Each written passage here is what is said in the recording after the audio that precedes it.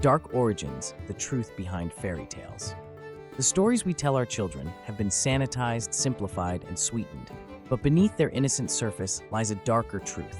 Reflections of historical traumas, forbidden desires, and harsh realities our ancestors faced. Today, we explore a tale you thought you knew, Snow White, a beautiful princess saved by true love's kiss who lives happily ever after with her prince, or so you were told. Snow White. The beloved tale of a beautiful princess with skin as white as snow, lips as red as blood, and hair as black as ebony. Envied by her wicked stepmother, she finds refuge with 7 dwarfs before being poisoned by a magical apple. True love's kiss from a prince breaks the spell, and they live happily ever after. To understand the true Snow White, we must transport ourselves to early 19th century Germany, a land fragmented into dozens of small states, ravaged by the Napoleonic Wars and struggling to define its national identity. In 1812, the Brothers Grimm, Jacob and Wilhelm, published the first volume of their Kinder- und Hausmärchen, or Children's and Household Tales. This wasn't just a collection of entertaining stories. For the Grimm brothers, it was a scholarly endeavor to preserve what they saw as an endangered German cultural heritage in the face of French occupation and influence. Germany as we know it didn't exist yet. Instead, the region consisted of a patchwork of kingdoms, duchies, and principalities. The population lived primarily in rural communities where life expectancy averaged just 40 years. Disease, famine, and childbirth claimed countless lives, leaving many children motherless and in the care of a stepmother, a common theme in the Grimm's tales. The Grimms collected their stories primarily from middle-class and aristocratic women, not from peasants as is often believed. One of their most important sources was Dorothea Wieman, a tailor's widow from Hesse who shared many tales, including versions of Snow White. These weren't stories created for children. They were tales adults told each other during long winter evenings or while performing tedious household tasks, spinning, weaving, or mending, activities that filled the hours before electric light extended the working day. The tale of Snow White likely dates back centuries earlier. Similar stories appear throughout Europe.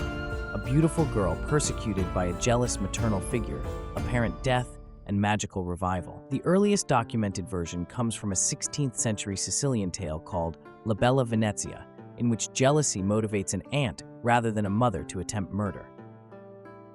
What made the German version unique was its emphasis on Snow White's beauty, described in terms of the colors white, red, and black, colors with powerful symbolic associations in medieval and Renaissance Europe. White represented purity and innocence, red signified passion and vitality, while black suggested mystery and fertility.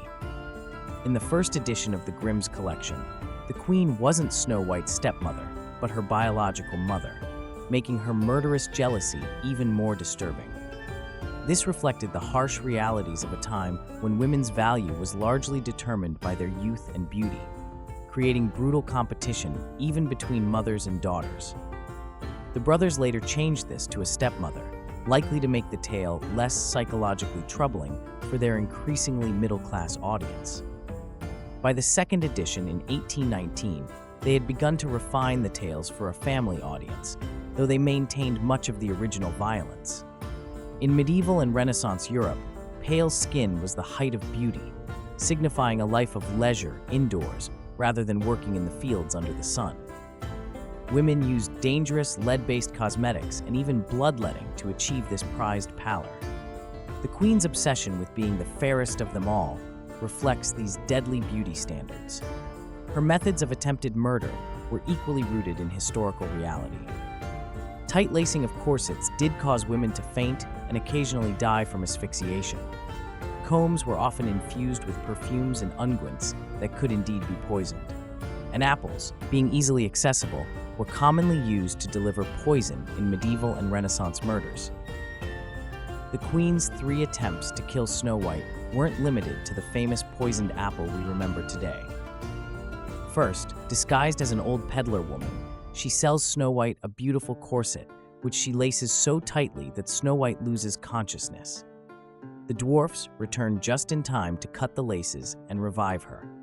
In her second attempt, the queen creates a poisoned comb and again disguises herself to give it to Snow White, who collapses when the comb touches her head. Once more, the dwarfs save her by removing the comb.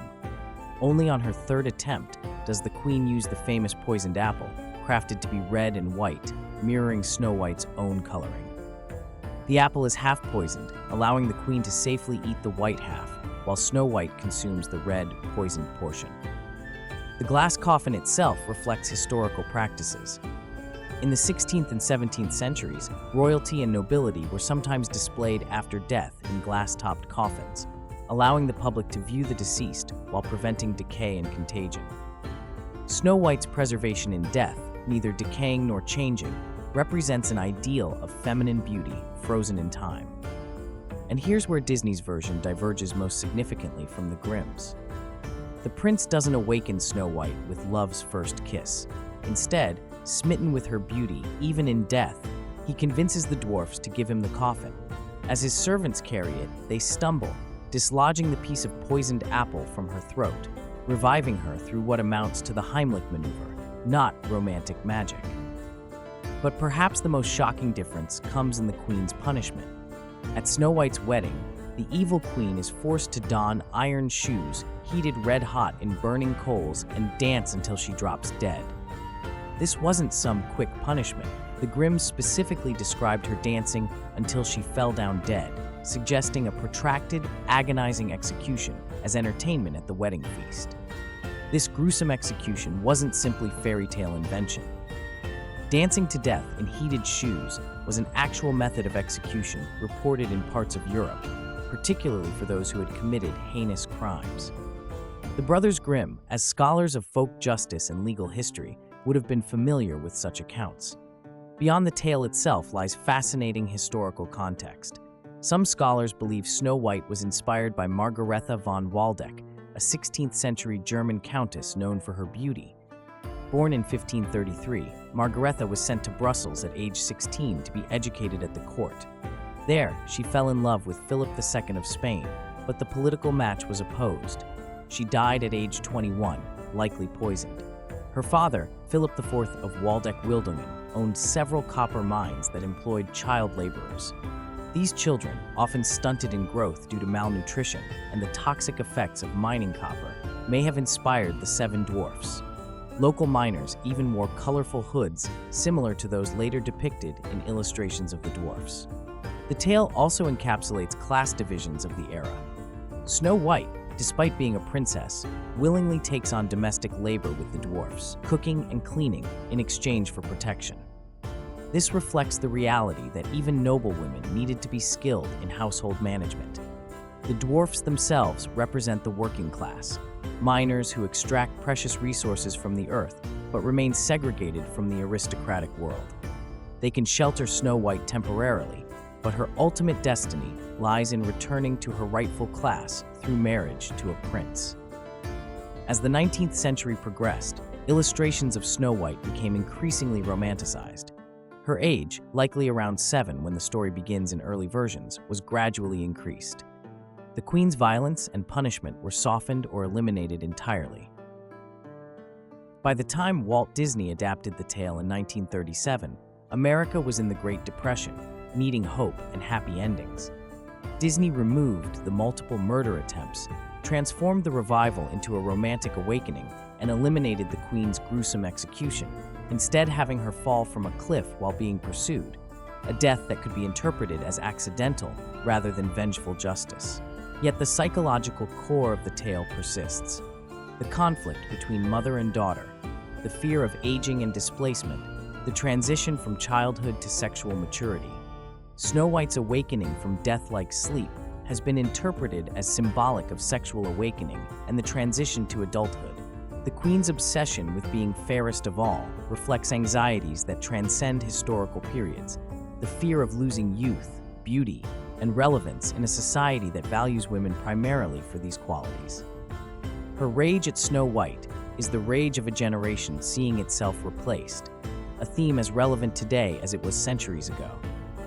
Snow White endures not because of its happy ending, but because of the primal truths beneath its surface, the beauty standards that still torment women, the generational conflicts that persist in families, and the universal journey from protected innocence to the complex realities of adulthood.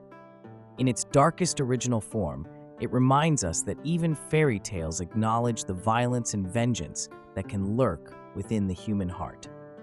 The next time you encounter the sanitized modern version of Snow White, remember its complex origins. What began as a tale of murderous jealousy, attempted matricide, and brutal vengeance has become a romantic story of inner goodness recognized and rewarded. Snow White endures not because of its happy ending, but because of the primal truths beneath its surface, the beauty standards that still torment women, the generational conflicts that persist in families, and the universal journey from protected innocence to the complex realities of adulthood. In its darkest original form, it reminds us that even fairy tales acknowledge the violence and vengeance that can lurk within the human heart. If you're intrigued by the dark truths behind the stories we tell our children, subscribe to Dark Origins and click the bell icon. You'll be notified whenever we unveil the disturbing reality behind another beloved tale. Join us next time on Dark Origins as we uncover the disturbing truth behind Hansel and Gretel, a tale born from the horrors of medieval famine so severe that parents abandoned their children to starvation or worse. Until our paths cross again in the shadows of folklore, I'm Aidan Reese, reminding you that every fairy tale was born from darkness before it stepped into the light. Dark Origins, because the most familiar stories hide the darkest truths.